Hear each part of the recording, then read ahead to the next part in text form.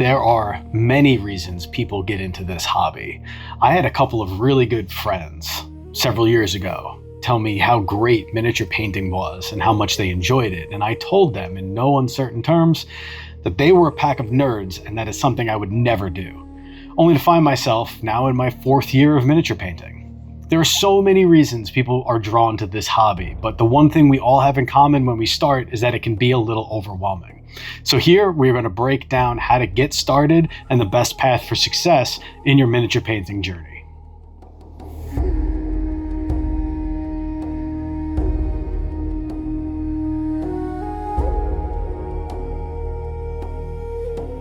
Welcome back to Emberforge Lodge, a place where we can get together and talk about all aspects of the hobby, from painting to terrain building to tools. And we're going to talk about a lot of them today because this is going to be a starter guide on where to begin your miniature painting journey. I broke this video down into 3 chapters. I always do that regardless of whether or not the content warrants it. This is going to be more of a budget-friendly chapter where we're going to talk about the necessary tools that you will have to invest a little bit of money in, but anything you can build at home or you might already have, we're going to go into how to build it or why we need it. Chapter 2 is going to be a little bit more advanced if you wanted to contribute a little bit more of a monetary investment into the hobby. And Chapter 3, we're going to go over tips and techniques on how to advance in this hobby. But let's start at the very beginning. We need to look at miniatures. You can't be a miniature painter if you don't have any miniatures. We are so lucky to live in the timeline that we currently do because 3D printing is the most popular it has ever been. Few years back, any models or miniatures you were going to purchase were made by major companies and made out of plastic or metal. And those are great. They're highly detailed. They're also a little bit more on the expensive side. You can now find on Etsy and eBay a lot of very reasonably priced, highly detailed miniatures that are 3D printed by enthusiasts in this hobby. When I had first started in this hobby, I did a little bit of a cost analysis on whether or not I wanted to invest money into plastic miniatures or if I wanted to use that same money to purchase a 3D printer. I went the route of the 3D printer, and for my journey, it has been a great investment. That being said, because a lot of hobbyists these days are also into 3D printing, there is a miniature out there for whatever you're interested in, whatever intellectual property you're interested in. If it's fantasy or if it's sci-fi, it exists. Just hop on Etsy, hop on eBay, you can look them up and you'll find something you're interested in. If you want to shop a little bit more local to home, these days a lot of hobby shops will have both the plastic models made by companies and the resin models made by enthusiasts. So you have your miniatures, whether or not they're plastic or they're resin, they're going to need to be assembled and refined at some point in your process. And for this, we need 2 tools, glue and an X-Acto knife. For glue, any super glue will do you just fine. I personally use Glue Master's glue. You can find this on Amazon. I like it because of the quantity I get for the price. It's about $15, but I only have to buy one of these once a year or sometimes a little bit more because we are working with miniatures, so a little goes a long way. When it comes to X-Acto knives, I just use this one I found on Amazon, but really any X-Acto knife will work for you. What I do want to bring your attention to is there's a blade side of the X-Acto knife, obviously, but the other side of it is a flat edge that is great for scraping. Something you're going to learn as you get into this hobby and assemble more miniatures is that a very flat surface sometimes will not adhere properly, and you need to rough it up a little bit, and they'll glue together with a lot more efficiency. The best way to scuff them up is to use the back side of the knife like we just talked about and just scrape it along the miniature. This is also good if you have plastic models for scraping away mold lines that might exist from the manufacturing process. But generally speaking, any X-Acto knife you pick up either at a hobby store or online will work just fine for you. It is completely possible to paint a miniature just holding it, but a lot of people, including myself, find benefit in using a painting handle. This can be made as easily as with a wooden dowel and a little bit of that fun tack that teachers used to use to like hang paper on a wall that they couldn't push a tack through. So while you're at the craft store or you're at a hobby store, see if they have fun tack, get a little cylindrical object. I've seen miniature handles made out of pill bottles, corks, upside down yogurt containers, or wooden dowels like we're going to use here. All you have to do is put a little bit of that fun tack on top and then press the miniature down onto it and you have a nice little painting handle. But if you want to get a little bit more advanced with your painting handle, while you're on Etsy or eBay, you can look up 3D printed handles as well. I 3D printed this one here because I love the ergonomic shape of it, and I was a big fan of having a hand rest on the side so I can create a little bit more stability when I'm trying to do detailed work. So just starting out in this hobby, when it comes to brushes, definitely go with synthetics. Do not go with the cheapest pack of craft synthetics you can find. Those will be terrible. They're not designed for this hobby. Look for detailing brushes, but synthetic detailing brushes. I love these grabby brushes. You can find them on Amazon. This pack of 11, I think, is like between $6 and $10. And these are the ones I used when I first started out miniature painting. And I used them for quite a while, maybe the first 6 to 8 months of miniature painting. I had bought multiple packs of these brushes, and they've served me really well. The reason I want you to start with synthetics is you're going to destroy these brushes, and that is not a knock on you. I'm sure you're very careful, but it's going to happen. I did it. Every painter starting out destroys brushes. We're going to go into some techniques later on in chapter 3 to try to avoid that, but trust me, it's going to happen, and you're going to feel better about using cheaper synthetic brushes when you're starting out. Later on, when those mishaps and paint misadventures become fewer and far between, you can start looking at more advanced synthetic brushes. But start with these. They're cheap enough that if you do destroy one, you're not going to feel too bad about it. And then later on, when those paint misadventures happen less and less often, start looking at slightly more expensive and higher quality synthetic brushes. But even with these brushes, you can increase their lifespan by maintaining them. And I highly recommend Masters Brush Soap. I've had this Masters Brush Soap jar for about 3 years now, and I have about another 3 years of life in it. It is fantastic for cleaning out all of the dried paint in the bristles after each painting session. All you have to do is wet the brush, roll it in the soap so it collects within the belly of the brush. I personally like to massage the bristles and see the color of the soap. And if it comes off of the bristles, in this case a little yellowish, because I used a yellow paint, I know that there's still more paint in the bristles and I can massage a little bit more, wash the brush out, reapply the soap, do it again until the soap doesn't change color. Now I know the bristles do not have any more paint absorbed in them. I give it one more rinse, fill the brush with soap again, give it a nice fine point, and let it dry. That will help the brush keep its tip longer, and it will be ready to use the next time I'm ready to paint. I want to talk about this here, even though it's kind of a more advanced tip. Another thing that I use is soap conditioner. So after I clean the brush with the brush soap, I sometimes, as a last step, will run it through conditioner and then create that fine point and let it dry. Is this necessary? No, it's a habit I've gotten into, and I've noticed my brushes will last significantly longer that way. There have been debates online on whether or not it is necessary to prime your miniatures before painting. I kind of live in the camp that it's not necessary, but it might be best practice. I personally prime all of my miniatures in jet black with a matte finish. I like that because it helps me start to see where shadows and highlights will exist on the miniature, but it's not strictly necessary, and you can paint right over the gray miniature, whether or not it be plastic or resin. The only thing you might need to know is that sometimes paint will bead up on a unprimed miniature, and that has to do with the chemicals that are used during the manufacture process, or sometimes the way the resin cured. Usually this can be solved by just running your miniature under some soapy water to dissolve that chemical that's used for manufacturing, and the next time you apply paint, it applies smoothly. If you do want to prime and you're just starting out and you don't want to invest any money in this hobby, I recommend just using a pure black craft paint that you can pick up at Michael's or Walmart. That'll be just fine. Just apply it a little thin, maybe give it a few coats, and you'll be all set. That's how I started with priming. If you do want to spend a little bit more money, you can't go wrong with Vallejo's black primer. I buy it on Amazon. It is about $15 a bottle, but again, we're painting miniatures, so a little goes a long way. This bottle will last you a long time, and when it dries, it has a fantastic finish.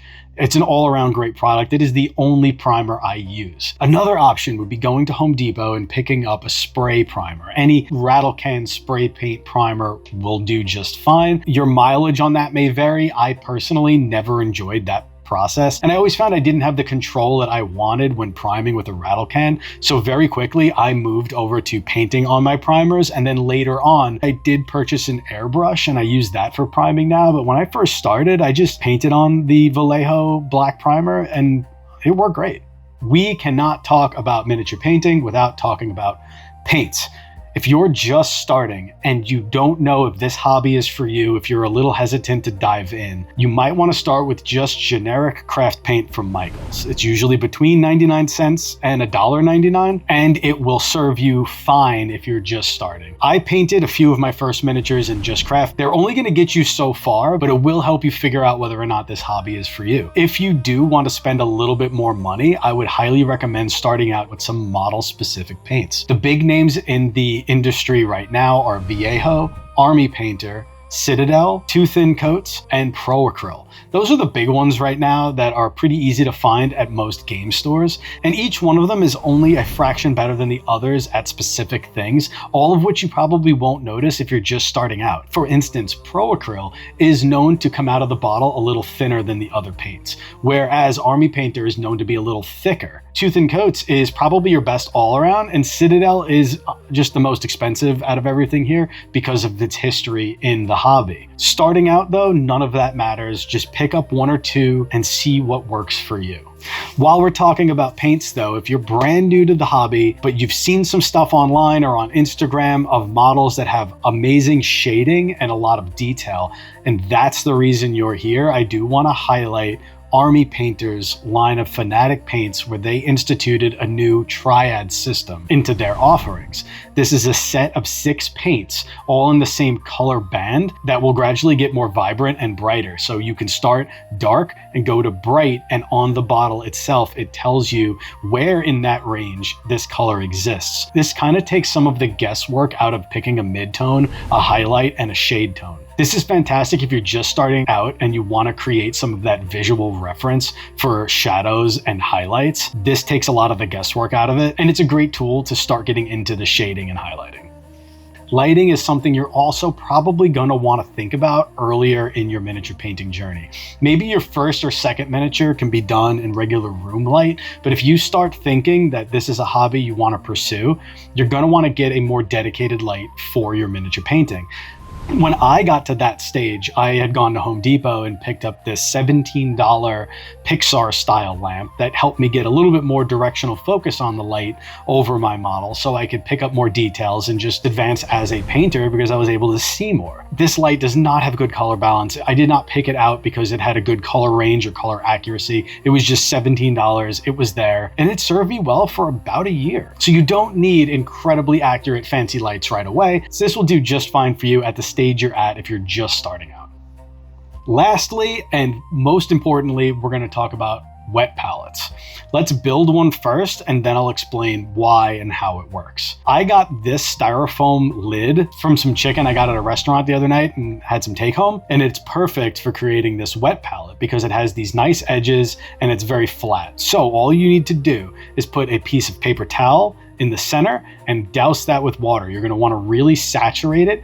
You don't want it to be floating on the water, but you want it to be saturated to where the water level is pretty much at the top of the paper towel. On top of this paper towel, you are going to put a cut out piece of parchment paper. This is fantastic because it won't let the paint go down into the paper towel, but it will let the water come up through the parchment paper into the paint. A wet palette is designed to increase the working time of paint by a significant amount, because as paint dries out from moisture evaporating off the top of the paint, water is pulled through the parchment paper membrane and rehydrates the paint from underneath, and you'll have a significant longer working time with the paint. So now that we have a wet palette built, and we have our paints and our miniature and our brushes, we are ready to go. This is the exciting part where you're able to put paint on a miniature and just lose so much time in the miniature painting process. But let's say you've done that a few times already and you know this hobby is for you. Well, where do you go from here? So you've painted a few miniatures and you know you like this hobby. How do you advance from here when it comes to your tools that you would use every day? The first thing I would recommend upgrading would be your brushes. Now you can either upgrade to a better synthetic brush, as we had previously spoken about, or start looking into all natural hair brushes. Kolinsky Sable brushes are the high watermark in the industry for miniature painting brushes right now. They are fantastic. They are also expensive and can be hard to find in the United States right now. With that being said, I started looking at alternatives and discovered the Series 42 all natural squirrel hair brush by Rosemary & Co. Now, I am in no way associated with them. They don't know who I am, and no money has changed hands other than the money that they've gotten from me for the purchase of this product, but I can attest to the quality of this brush. And let me caveat, I am not saying this is a replacement for Kolinsky Sable. I am saying there's enough room in this hobby for both to exist and both to be worthwhile to miniature painters. So if you don't want to spend the $20 to $30 on a good Kolinsky Sable brush, you can spend the $6 on an all-natural squirrel hair brush and get similar effects and start to use all natural hair brushes, which will have better control, better repeatability and consistency when you're painting, and will never fall victim to that bent tip issue that a lot of synthetic brushes get over time. If you decided to invest a little bit more money into paints back in chapter 1, then you're pretty much set, and maybe by now you figured out which paint range you like better and is more conducive to your painting style, in which case I would say you are now at a good place to maybe expand your color library with that paint range. Also, do not discredit artist grade acrylics like Liquitex and Golden. They make fantastic products that fit really well into the hobby. I personally use heavy body acrylics from both Golden and Liquitex to apply shading and glazing, as well as altering the hue and saturation in other model paints. They are absolutely fantastic. They're usually very pigment dense, and they will help you significantly in your painting arsenal. So the next thing you're probably going to want to upgrade is your wet palette. There are so many different manufacturers out there right now that make wet palettes, so you can look them all up online. I'm just going to say I like the Red Grass Games wet palette. It's the one that I use. I love the surface area of it, and all of the manufacturers will have pre-cut wax paper membranes that you can purchase in packs of 50 or 100, making this whole process just that much easier. There are some specialty membranes as well, like this one from Red Grass Games that's designed to be used multiple times, so I could just put a little bit of water on the wet palette, hit it with a paper towel, and I'm ready to start painting again in seconds. So at this point in your journey, you're going to want to re-examine your lighting situation, and you're going to want to upgrade to lights that can produce a far more color accurate light so you can see those details more vibrantly and progress on your miniature painting journey. Personally, I advanced from the Pixar light to these two lights right here. Now, I'm not going to advertise the specific bulbs, but I am going to say I did a lot of research into the color range and the color values that these bulbs can output to get as close to color accuracy as I could get. The reason I'm not going to advertise these two is I'm not sure if they're still leaders in the industry, and it'd be better to do your own research, but look for color accurate light sources. What I will advertise though is the light that I currently use, which was my advancement after these bulbs, which is this Red Grass Gaming miniature painting light. It is a big jump monetarily, but it's also a big jump in technology. This outputs perfect accurate color range, and it covers a large volume of the miniature from multiple angles, and the difference is literally night and day in comparison to any other light source that I've ever used, as you can see in some of these examples here.